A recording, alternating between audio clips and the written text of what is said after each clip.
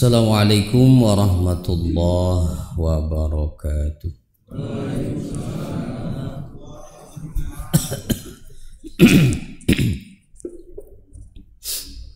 Bismillah, alhamdulillah, wassalatu wassalamu ala rasulillah wa ala alihi wa sahbihi wa man wala. Subhanaka la ilma lana illa ma 'allamtana innaka antal alimul hakim. Wala haula wala quwwata illa billahil aliyyil azim. Allahumma iftah lana hikmataka wanshur alaina rahmatak min khazaini rahmatika ya arhamar rahimin. Alhamdulillah, puji syukur senantiasa kita panjatkan kehadirat Allah Subhanahu wa taala. Terutama nikmat yang kita syukuri adalah taufik yang Allah berikan, kekuatan untuk melaksanakan ibadah. Betapa banyak orang yang sehat tapi tak sanggup untuk melangkahkan kaki ke masjid. Betapa banyak orang yang dekat rumahnya dengan masjid tapi tak kuasa untuk melangkahkan kaki ke masjid. Maka bersyukurlah kita masih diberi kekuatan untuk itu, karena inilah tempat terbaik di bumi ini. Insya Allah jangan jauh dari masjid, ya, karena ya kita tidak tahu kapan umur kita akan berakhir.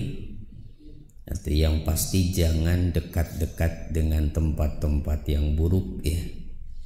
Walaupun kita nggak bisa minta, kalau bisa minta mah pengen meninggalnya di masjid, ya, gitu. Tapi lagi ngapain dulu, ya? Lagi nyongkel kotak amal, ya. Kita lanjutkan kembali pembahasannya masih dari kitab Al-Hikam Al-Haddadiyah,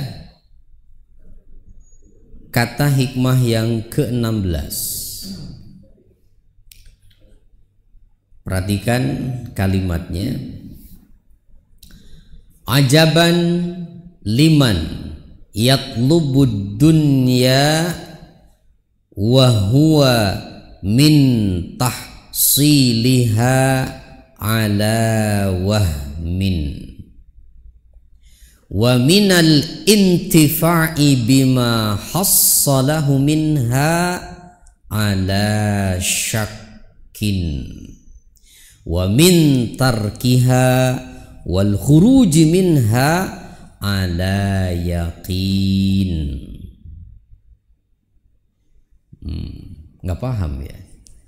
Belum saya terjemahkan, nggak paham, ya. Ajaban itu artinya sungguh mengherankan. Itu ajib. Ajib itu bisa kagum, bisa heran, Pak, ya. Nah, kalau di sini maknanya sungguh mengherankan. Siapa? Orang yang mencari dunia padahal ia min tahsiliha, dalam mencapai atau mendapatkannya, ala wahmin, dalam keadaan tidak pasti. Gitu. Wa minal intifa' bima hassalahu minha, dan juga dalam hal memanfaatkan apa yang ia dapat dari sebahagian dunia itu, ala syakkin, dalam keadaan diragukan. Wa min tarkiha wal khuruji minha ala yaqin, dan padahal dalam hal ia akan meninggalkannya dan pasti keluar dari dunia ini adalah sesuatu yang yakin. Jadi kalau diringkas tuh, Kata hikmah yang tadi, sungguh heran terhadap orang yang mencari dunia padahal ia belum tentu dapat. Setelah dapat pun belum tentu manfaat. Dan ditinggalkannya udah pasti. Tapi berebut luar biasa. Gitu. Ya. Siap mencari apa? Dunia. Apa sih dunia yang dimaksud di sini?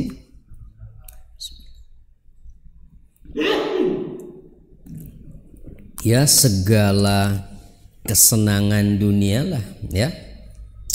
Termasuk harta, jabatan, dan segala kesenangan gitu.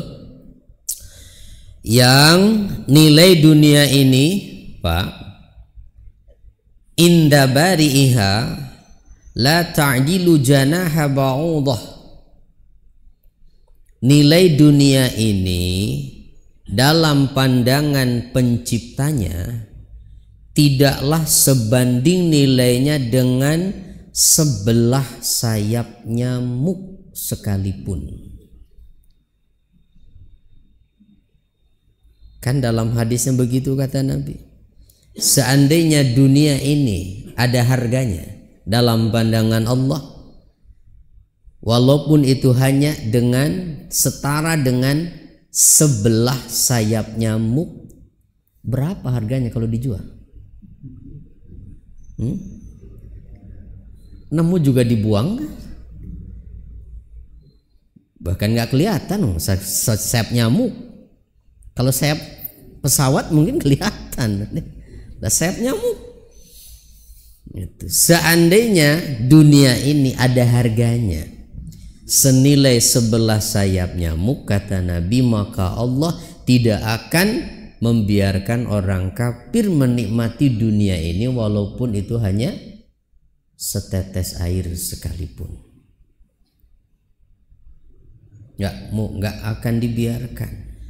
Kalau memang ini dunia berharga, pasti Allah hanya akan berikan ini dia untuk yang beriman saja. Tapi faktanya tidak, kan? Nah, bahkan orang kafir lebih banyak mereka mendapatkan itu. Berarti itu menunjukkan bahwa dunia itu tidak ada harganya di mata Allah. Maka ini bukan berarti kita nggak boleh mencarinya, ya. Tapi maka jangan bangga dengan itu kalau kita belum bisa memanfaatkannya. Begitu. Kalaupun ternyata kita diberi amanah oleh Allah, dapat titipan harta yang banyak, karena kan kita nggak tahu urusan dunia itu nggak bisa dicari hanya dengan angan-angan ataupun kerja keras. Dunia itu hanya akan didapat dengan pembagian dari Allah. Nah, tuh Pak, perlu dicatat itu, ya. Pembagian dari Allah kan udah dijatah rezeki, betul nggak? Pada saat ditiupkan ruh di dalam rahim ibu itu kan kata Nabi, termasuk salah satu yang ditetapkan itu adalah rezeki dia. Berarti udah dijatah. Jadi kalau memang jatah rezekinya banyak, gitu, ya banyak aja dapatnya walaupun kerjanya nggak capek, gitu. Iya. Tapi ada yang pontang-panting sampai dari pagi sampai malam, dapatnya segitu-gitu aja. Ya karena rezeki yang ngatur Allah, ya, rezeki yang ngatur Allah. Makanya jangan bergantung pada usaha kita, bergantungnya pada Allah yang ngasih rezeki itu. Nah, jadi sekali lagi nih kita akan maknai dulu tentang dunia yang ternyata dalam pandangan penciptanya tidaklah sebanding nilainya walaupun hanya dengan sebelah sayap nyamuk. Walam yanzur ilaiha munzu khalaqaha. Bahkan Allah tidak pernah memperhatikannya sejak dia menciptakan dunia. Saking apanya? saking hinanya di mata Allah. Begitu kan berarti seperti kita misalnya saking kayanya tuh kita beli sendal jepit, bukan swallow yang jelek itu, 1 kontainer. Nggak butuh kan, nggak ada nilainya, itu dibeli aja iseng. Udah dibeli juga pasti mungkin nggak bakal dijual, bagi-bagi aja, udah ambil aja terserah mau berapa. Kenapa? Karena dalam pandangan kita itu nggak ada nilainya. Ya begitu juga Allah, urusan dunia mah nggak pakai ditahan-tahan, terserah aja mau siapa aja yang ngambil, gitu. Bahkan orang kafir pun dibiarkan aja, ya. Begitu. Lalu apalagi sifatnya dunia ini? Sari'atuz zawal, cepat lenyapnya, cepat hilang. Nggak ada yang abadi kan? Tidak ada yang abadi, Pak. Uang abadi nggak? Hah? Uang abadi tidak? Enggak.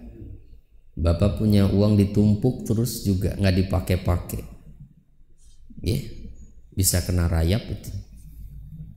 Kalaupun nggak keburu, nggak berlaku misalnya, ya, karena sudah sekian ratus tahun. Ada kan yang udah sampai dimakan rayap itu, Masya Allah. Bisa dipakai apa kalau sudah begitu? Nggak ada gunanya dong. Cepat sekali lenyapnya dunia itu.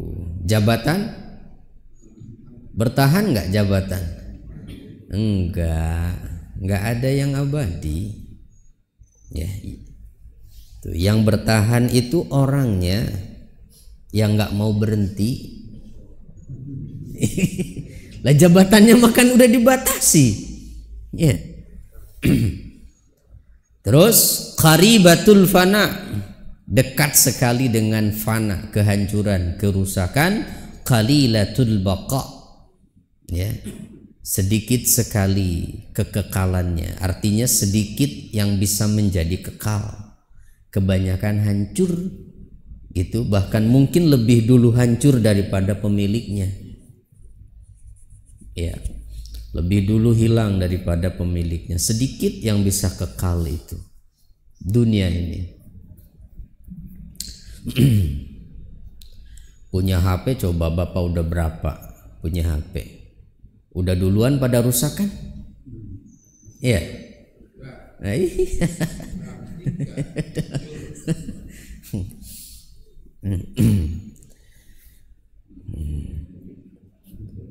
Jadi lebih dulu, cepet banget itu fananya, ya. Rumah juga begitu, semuanya. Mamlu'atun bil bala wal la'wa, dan dunia ini penuh dengan bala, cobaan, ujian. Tapi ternyata banyak orang yang mengejarnya. Makanya tuh, perlombaan paling melelahkan adalah berlomba mengejar dunia, karena tidak ada garis finishnya kecuali kematian, ya. Jadi perlombaan yang paling melelahkan itu bukan Agustusan, Pak.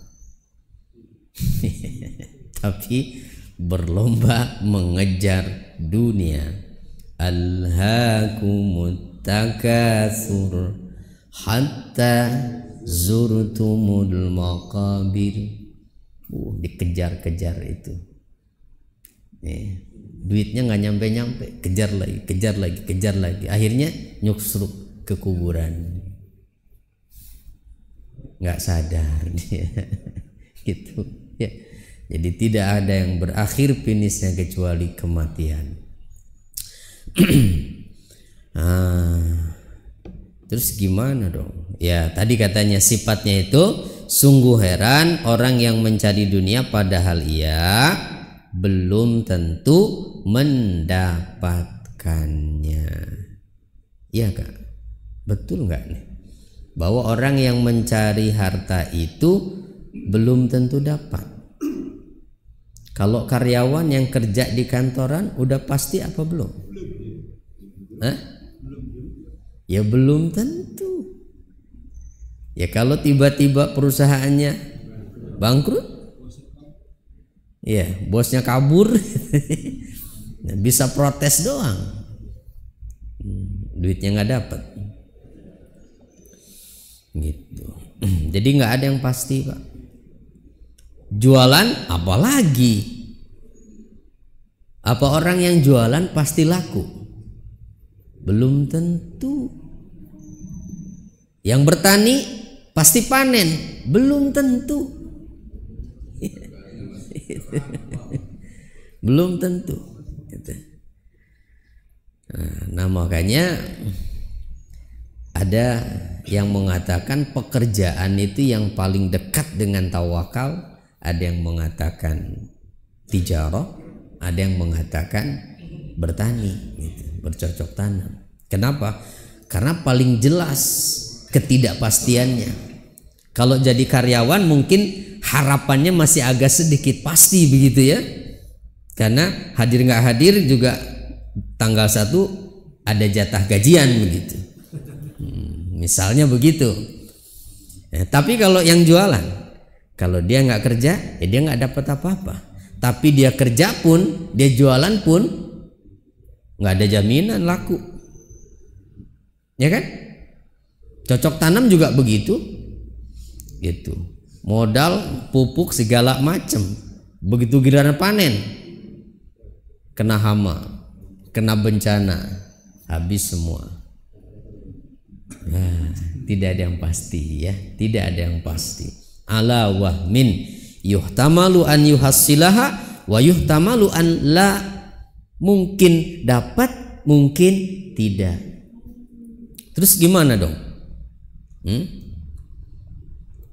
Ya sabar. Berarti ya sabar dan tawakal, dan jangan lupa minta. Boleh nggak minta dunia? Asal mintanya kepada Allah. Jangan minta di kuburan. Ya, gitu. Jangan minta ke dukun, jangan minta ke kuburan. Kalau mintanya kepada Allah ya silakan. Karena Allah memang yang ngatur rezeki itu toh. Iya, jadi mungkin dapat, mungkin tidak. Semua orang yang mencari dunia itu ya seperti orang mancing kan, belum tentu dapat itu, tapi kan sabar banget itu. Saking sabarnya sholat 5 waktu juga kelewat itu. Nggak denger azan juga, saking khusyuknya itu yang mancing itu. Di pagi pulang sore maghrib, nyampe rumah boro-boro inget sholat. Langsung goreng ikannya itu kalau yang dapat. Iya, ya nggak semua pemancing begitu ya. Mungkin ada juga yang suka sholat. Wallahu a'lam. Ada yang suka mancing, Pak? Ya iyalah, kalau maju mah kecebur dia. Nah, wa minal intifa'i bima hassalahu minha ala syakkin, dan setelah dapat, jadi tadi dunia itu dicari belum tentu dapat, setelah dapat belum tentu manfaat, masih diragukan manfaatnya.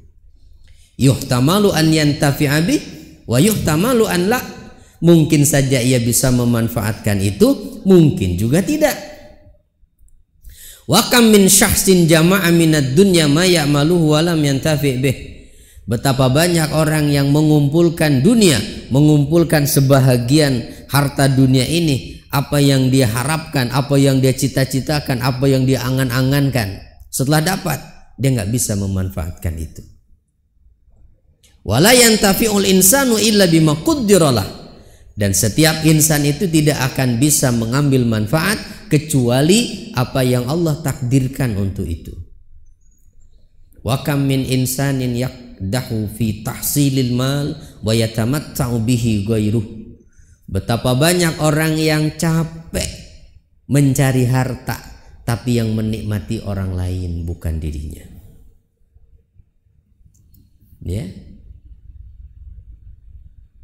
Capek kerjanya mah dari pagi pulang sore, uangnya banyak. Tapi dia nggak bisa menikmati kekayaannya. Kenapa? Tiap bulan harus ya bayar dokter lah. Banyak itu. Orang lain yang menikmati itu, bukan dirinya. Jadi belum tentu manfaat, tapi ya bagus kalau itu habisnya dibagi-bagi untuk membantu orang ya. Walaupun yang menikmati orang lain, tapi karena dia yang membantu mah itu yang akan abadi nanti di akhirat itu hartanya ya. Makanya kalau kebetulan begitu bernasib menjadi orang yang kaya, jadilah orang kaya yang cerdas.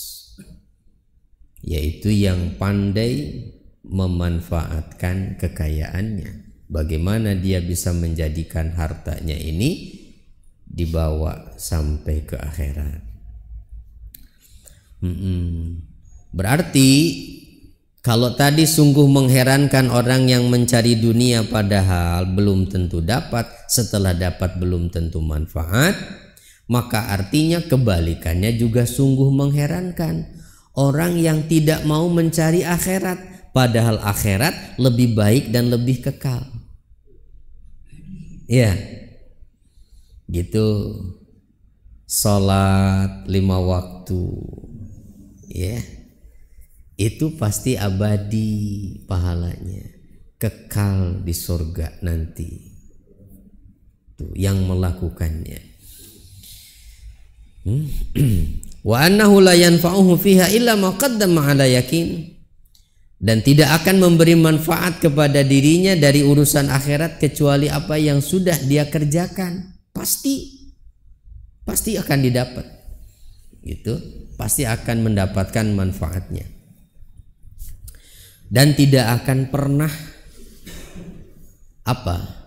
tertukar kepemilikannya. Kalau urusan akhirat mah Pak, kalau dunia masih banyak sertifikat tanah juga yang double itu namanya. Ya. BPKB kendaraan kan bisa ganti nama. Sertifikat rumah bisa balik nama. Tapi harta yang kita bawa ke akhirat dengan sedekah, dengan infak dan sebagainya tidak akan pernah diakui orang lain. Allah sudah mencatat itu atas nama pemiliknya dan tidak akan ada yang bisa mengakui. Jadi lebih aman mana? Investasi itu. Ya, akhirat apa dunia kalau begitu. Ya, tapi kok kayak ragu ya, kayak ragu gitu. Mau masukin kotak amal lagi-lagi, yang lecek lagi, kayak ragu-ragu dengan akhirat itu. Wa minal intifa'i bima amila laha fiha in mata mu'minan ala jazmin. Dan kalau urusan akhirat itu, kalau orang meninggal dalam keadaan beriman, pasti akan bisa memanfaatkan apa yang sudah dia kerjakan. Kalau di dunia makan capek, setelah dapat belum tentu manfaat. Ya, belum tentu manfaat. Aduh, punya uang banyak juga belum tentu manfaat tuh. Karena kadang-kadang makin tambah uang kita, makin tambah keinginannya ya. Itu. Sekarang sih nggak kebayang banyak keinginan, makanya anteng di masjid. Itu karena nggak punya banyak keinginan. Gitu. Ya kalau uangnya banyak kan belum tentu. Ya, uangnya banyak kan belum tentu. banyak keinginannya pastinya, menambah mobil, nambah rumah, keliling terus kan kerjanya tuh berarti kalau uangnya banyak. Aduh, jadi ya udah tidak usah resah, nggak usah gelisah dengan apa yang tidak kita dapatkan. Kenapa? Karena orang yang kaya itu hakikatnya bukan mereka yang banyak hartanya, tapi siapa yang kaya itu? Orang yang hatinya qanaah. Jadi sesuatu yang lebih kaya dari lautan adalah qanaah. Kekayaan paling banyak itu Pak di lautan Pak. Coba, pernah nggak nelayan kehabisan ikan? Nggak pernah. Ada nggak nelayan yang nanemin ikan? Udah mau habis nih kayaknya, tanemin dulu. Nggak ada. Diambil tiap hari tapi tidak pernah habis. Itu ikannya baru, ya. Belum yang lainnya, mutiaranya, ikan hiasnya, tambang minyaknya. Tuh, kekayaan paling banyak itu di lautan. Tapi ada sesuatu yang lebih banyak daripada kekayaan laut. Apa? Hati yang qanaah. Itu yang menjadikan orang bahagia hidupnya. Itu qanaah itu apa? Qanaah adalah ridho dengan pembagian dari Allah dan tidak bersedih dengan apa yang tidak dimiliki. Udah santai aja. Temennya udah pada renovasi rumah, dia udah miring rumahnya, santai aja. Yang penting masih bisa tidur, masih bisa sholat. Gitu ya, misalnya begitu. Ya orang duitnya juga nggak ada, mau direnovasi pakai apa? Ya udah, terima aja. Ya, yang lain udah pada beli motor, dia masih sepeda kemana-mana, santai aja. Karena yang bikin kita capek itu pada saat kita memikirkan apa yang kita nggak punya, orang punya. Ya kan? Iya, capek jadinya. Ya kalau nggak dipikirin, ya sudah, Allah memberinya ini, ya kita nikmati. Gitu. Ya anteng aja kan? Gitu. Dan kita jadi capek itu karena kita tahu. Coba kalau nggak tahu, ya kita punya sepeda, kita nggak pernah tahu orang lain punya motor, santai aja kan? Tapi karena tahu yang lain pada punya motor, jadi pengen kan? Karena tahu. Jadi perhatiannya ini gitu, udah nggak usah perhatian dengan apa yang ada pada orang lain, ya. Apalagi sampai suudzon pada Allah mah. Kayaknya Allah salah alamat nih, itu ngasih rezeki itu harusnya ke saya itu, ya salah kirim. Nggak ada, ya nggak ada rezeki salah alamat. Hanya karena mungkin menganggap teman saya ini kan lebih bodoh dari saya waktu sekolah, kenapa dia rezekinya lebih banyak? Bisa jadi begitu kan? Iya, karena urusan rezeki mah nggak ditentukan dengan pintar atau bodoh. Sekali lagi, tapi itu pembagian dari Allah, ya pembagian dari Allah. Makanya definisinya qanaah tadi adalah ridho dengan pembagian dari Allah dan tidak bersedih dengan apa yang tidak dimilikinya. Udah, maka hidupnya akan tenang, bahagia dengan itu, ya. Dan tadi dunia itu min tarkiha wal khuruji minha ala yakin, bahwa ia akan meninggalkannya serta keluar dari dunia ini dalam keadaan yakin dan pasti. Kenapa? Iz kullun yatayaqqanu annahu la yakhludu fiha, Karena semua orang di dunia ini meyakini bahwa ia tidak akan abadi hidupnya di dunia. Kira-kira orang yang kafir meyakini nggak kalau dia akan mati? Ya meyakini. Justru karena yakin akan mati, makanya semangat betul dia mencari dunia. Mumpung masih hidup, jangan sampai keburu mati. Gitu? Iya, karena yakin dia bakal mati. Gitu. Maka tujuannya adalah sukses dunia. Jangan sampai nggak sukses saya sebelum mati. Begitu konsepnya orang kafir. Tapi kalau orang beriman, yang dicari kan bukan dunia orang beriman, tapi akhirat jadi tujuannya. Yang penting berusaha, bekerja, dapat disyukuri, jadikan modal untuk ibadah. Tuh akhirat ya. Ingat Pak,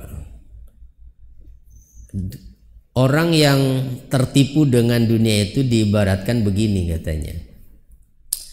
Jam berapa isanya Pak? 7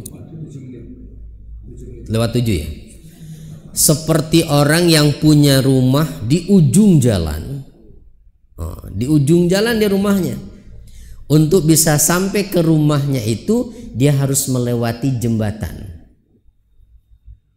Dan tentu adalah sangat bodoh ketika orang itu ternyata lebih betah di jembatan. Dikasih karpet gitu, pegangannya dibuat dari emas, rumahnya nggak pernah dipikirin, nggak pernah dibersihin, nggak pernah dihias, nggak pernah dirawat. Itu dia lebih betah di jembatan, padahal dia pasti pulang ke sana. Tapi banyak orang yang betah di jembatan. Apa jembatan? Dunia ini. Iya. Jadi rumah kita yang sungguhnya itu di akhirat. Ayo, sudah seberapa bentuknya rumah kita yang akan kita tempati itu di akhirat, ya. Karena setiap orang itu kata Ibnu Qayyim, ya, punya rumah yang akan ditempatinya. Bukan rumah yang sekarang yang sertifikatnya atas nama kita, tapi rumah setelah kita meninggal dunia ini. Itu yang dibangunnya bukan pakai semen, itu, tapi dibangunnya dengan amal soleh, dengan ibadah, ya, dengan ketakwaan. Begitu. Itu Pak. Jadi pasti dia tidak akan abadi. Balla budda lahu minal maut, bahkan pasti dia akan mati. Akan tetapi katanya nih, dunia ini dengan segala gemerlapnya telah membutakan mata orang-orang yang merindukannya. Kalau orang yang merindu dunia, buta sudah, nggak lihat lagi akhirat, nggak lihat lagi fakta dunia yang tidak abadi itu, ya, akhirnya bodoh amat. Itu dah nggak apa-apalah, itu saya nggak sholat juga nggak apa-apa, kan ntar pensiun saya tobat. Begitu kali mikirnya ya. Sok punya garansi bahwa dia bakal hidup sampai pensiun gitu. Lah kalau nggak sempet gimana itu? Ya Allah, padahal kan dosa besar itu meninggalkan sholat itu. Begitu Pak ya. Kan nggak ada yang dibawa ya dunia mah, tidak ada yang dibawa mati.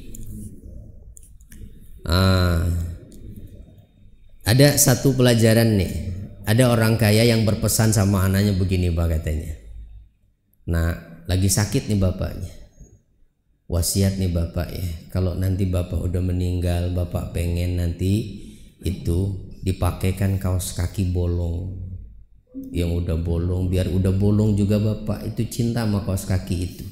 Karena itulah katanya kaos kaki yang bapak pakai waktu sebelum kaya dulu itu. Banyak kenangan di situ. Kalau udah meninggal dulu tolong ya pakein bapak kaos kaki itu. Meninggal ternyata akhirnya. Setelah dimandikan tuh mau dikafani, anaknya bawa kaos kaki bolong itu. Ya ditegur sama ustadznya kan, jangan, masa bawa kaos kaki, cuman boleh kain kafan, nggak boleh kaos kaki bolong. Bingung anaknya tuh, soalnya bapaknya wasiat begitu. Nggak lama datang notaris bawa map tuh. Tolong anak-anaknya almarhum kumpul di sini, ada wasiat dari beliau. Nah begitu dibuka mapnya itu, ternyata isinya surat dari bapaknya. Nah kata dia, pasti sekarang kalian sedang bingung karena kalian tidak boleh memakaikan kaos kaki bolong itu di kaki ayah. Ketahuilah nak, katanya, harta bapak memang banyak, tapi setelah bapak nggak ada, jangankan harta yang istimewa, kaos kaki bolong aja nggak boleh dibawa. Nah itu dia ternyata ya, mau ngasih itu ke anaknya itu. Tahu nggak tuh katanya, harta sekian banyaknya, boro-boro nggak ada yang boleh dibawa, kaos kaki bolong aja nggak boleh. Ya, di kuburan tikar butut ketinggalan, dibawa pulang. Ya, nggak ada, nggak boleh menemani di situ kan? Iya, ya, kan 3 yang mengantarkan itu katanya kan, kata Nabi, keluarganya, hartanya, dan amalnya. Nah yang 2 balik tuh, keluarga nggak ada yang menungguin di situ, istri paling setia juga, ya. Itu kemudian hartanya kembali, yang setia adalah amal kita. Insyaallah ayo perbanyak amalnya ya, karena kesempatan kita tinggal sebentar Pak. Itu takutnya nggak keburu nanti ngumpulinnya ya. Mudah-mudahan bermanfaat. Mohon maaf bila ada hal yang kurang berkenan. Subhanakallahumma wa bihamdika asyhadu an la ilaha illa anta astaghfiruka wa atubu ilaik. Assalamualaikum warahmatullahi wabarakatuh.